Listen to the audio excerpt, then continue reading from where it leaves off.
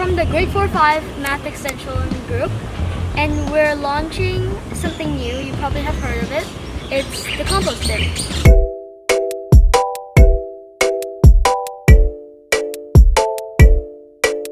And the compost bin is, we will deliver these to each of your classrooms, and during afternoon snacks, you guys will put your fruits into this bin, and after school, housekeeping will come and collect it and put it in a big bin.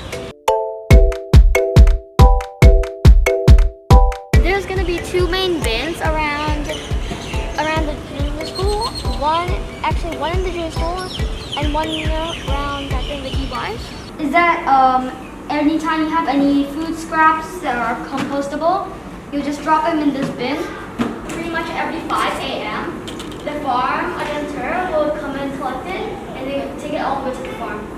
And then someone will come and pick up the bins and bring them to the farm at 5 a.m. and then they will start composting. And this will help reduce waste in school.